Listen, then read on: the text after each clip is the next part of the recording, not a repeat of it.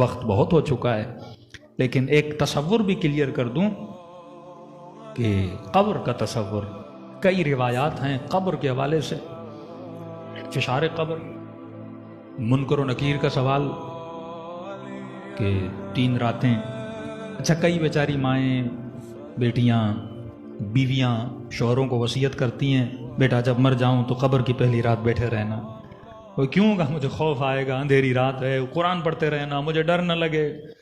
اب ظاہر انسان ڈرپوک تو ہے، خوف، عشق، محبت، بغض یہ انسان کے جذبات میں سے۔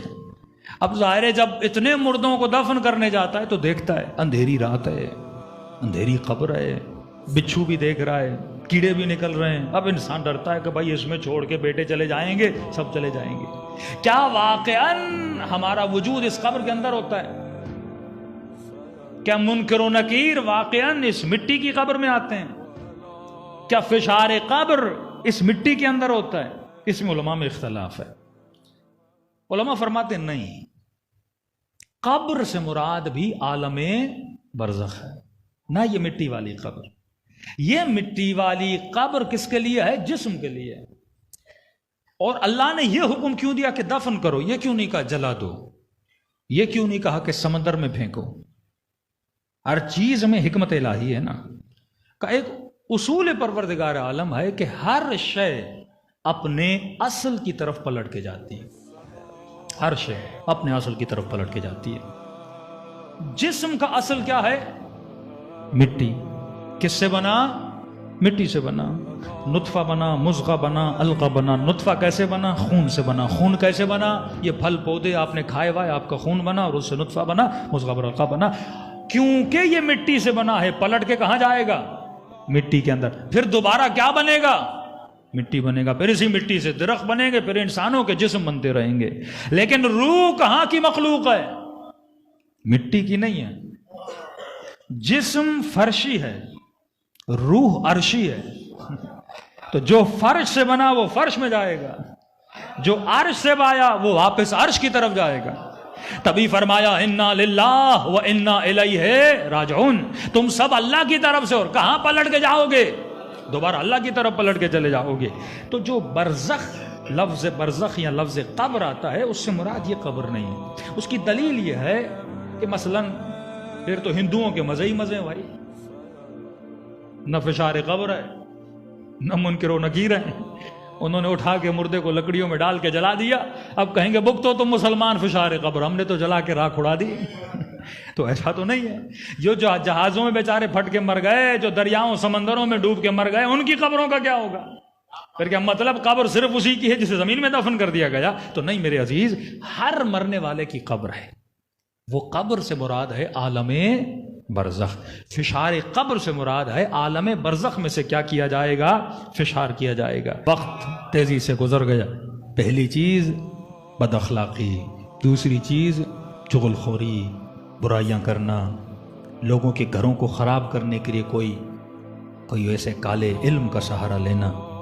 یہ کرنے والے بھی جہنمی ہیں، کرانے والے بھی جہنمی ہیں۔ حالانکہ اس کا اتنا اثر ہوتا نہیں، اس کے لیے معصوم نے فرمایا ہمیشہ دائم الوضو رہیں۔ یہ آپ کو ایسا فارمولہ دے رہا ہوں، عادت ڈال دیں دائم الوضو رہنے کی، اتنی کوئی تکلیف بھی نہیں ہے، مشقت بھی نہیں۔ بندہ واش روم یا نکلتے اس نے کتنے منٹ لگتے ہیں؟ 1.5 منٹ بھی نہیں لگتے وضو کرنے میں۔ جو دائم الوضو رہتا ہے اس کا چہرہ قیامت میں نورانی رہتا ہے۔ یعنی کم از کم کوئی اور چیز پہ بھی عذاب ہو، چہرے پہ اور ہاتھوں پہ خدا عذاب نازل نہیں کرے گا۔ جو چہرے ہمیشہ دائم الوضو رہیں، گھر سے نکلتے ہوئے آیت الکرسی پڑھا کرے، 4 قل پڑھا کریں، بچہ ڈیلی معوذتین پڑھا کریں، امام رضا کے فارمولے پہ عمل کریں۔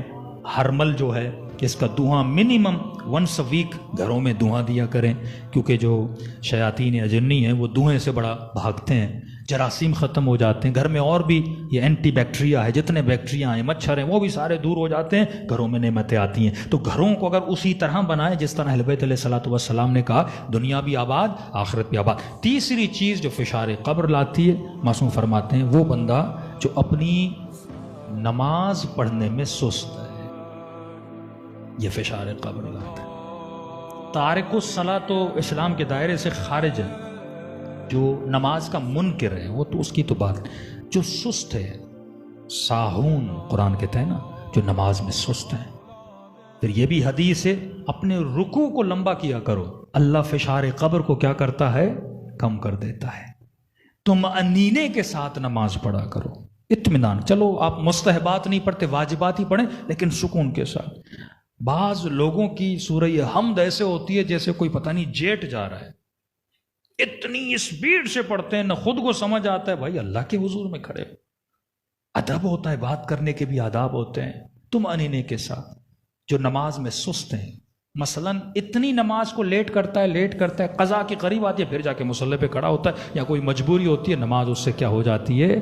چھوٹ جاتی ہے۔ کئی نوجوانوں نے کہا مولانا نماز زہد اور عصر کو الگ پڑھنے کا ثواب ہے، میں نے کہا ہے لیکن کرنا نہیں۔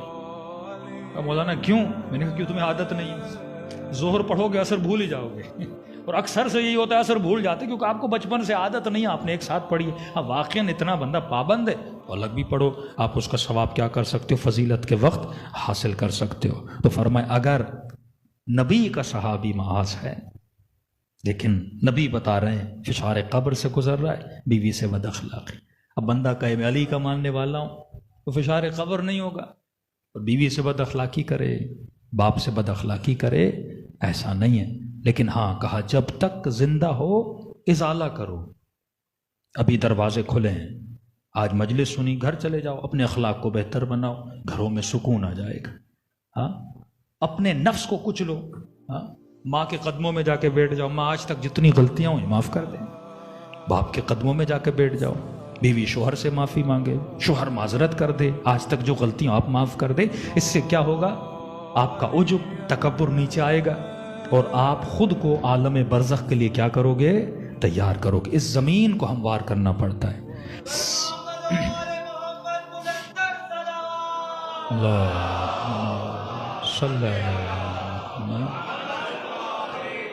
دیکھیے نا، بہترین زمین ہو لیکن جب تک حل نہیں چلے گا، جب تک اس میں آپ دانہ نہیں ڈال سکتے نا، تو یہ جو وجود کی زمین ہے اس پہ بھی حل چلانا پڑتا ہے، تکبر کو مٹانا ہوتا ہے، وجود کی سختی کو مٹانا ہوتا ہے، اور ہر زمین کو پانی کی ضرورت ہے۔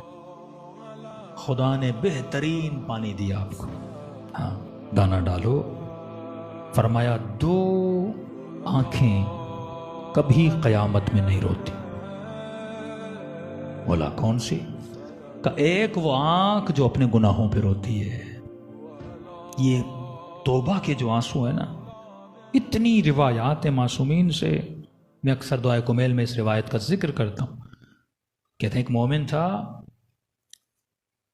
مجلس میں آتا تھا، دعا میں جاتا تھا، زیارات پہ جاتا تھا، کہتا میں اپنے گناہوں پہ بڑا روتا تھا، مولا یہ گناہ کیا، خدا یہ گناہ کیا، بخش دے بخش دے۔ لیکن جیسے زیارت سے واپس آیا، مجلس گزری، پھر اسی گناہ پہ لگ گیا۔ 50 سال کہتا میں نے توبہ کی، توبہ توڑی، اب بوڑھا ہو گیا، بدن میں طاقت نہیں، اب سجدے میں جاتا تھا، روتا تھا بہت۔ بڑھاپے میں تو شہوت بھی جواب دے جاتی ہے، طاقت توانائی، اب سجدے میں روتا تھا، لیکن کبھی یہ نہیں کہتا تھا خدا مجھے بخش دے، شرم آتی تھی۔ اللہ نہیں کہے گا جوانی میں تم نے توبائیں توڑی اور آج پھر توبہ کر رہا ہے، کل تو پھر توڑ دے گا۔ کہتا ایک دن سجدے میں رو رو کے آنکھ لگ گئی، خواب کے عالم میں ایک فرشتے کو دیکھا، کہنے لگا اے اللہ کے بندے تیرا رب کا پیغام لایا۔ میں نے کہا کیسا پیغام؟ کہ خدا کی آواز آتی ہے تو روز روتا ہے لیکن ایک مرتبہ کہتا کیوں نہیں خدایا مجھے بخش دے؟